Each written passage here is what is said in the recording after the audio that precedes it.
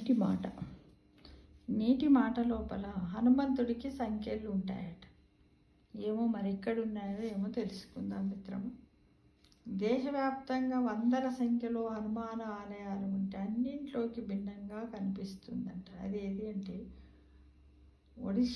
ఒరిస్సాలోని పూరిలో ఉన్న బేడి హనుమాన్ మందిర్.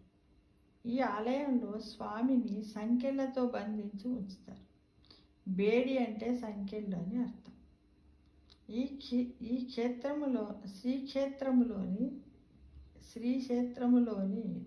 చక్రతీర్థములో కొలువైన ఈ స్వామిని ఇలా బందీగా ఎందుకు ఉంచుతారంటే పూరిలోని సముద్రం పోటెత్తి ఆ నీరు ఊళ్ళోకి ప్రవేశించకుండా కాపలా కాయమంటూ స్వయంగా జగన్నాథుడే హనుమంతుడిని ఆదేశించాడట. ఆంజనేయుడు దానికి అంగీకరించి ఆ ప్రాంతంలో స్వయంభూగా కొలువుదీరాడట. అయితే ఓసారి స్వామి జగన్నాథుడికి విన్నవించకుండానే అయోధ్యకు వెళ్ళాడట.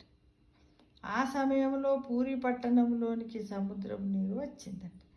దానికి ఆగ్రహించిన జగన్నాథుడు హనుమ తిరిగి వచ్చాక మరోసారి ఎక్కడికి వెళ్లకుండా ఇనుప గొలుసులతో స్వామిని కట్టేయడంతో అప్పటి నుంచి హనుమంతుడు బందీగా ఉండిపోయాడని అంటారు అర్చకులు, అక్కడ ఉన్న స్థానికులు చెబుతూ ఉంటారు.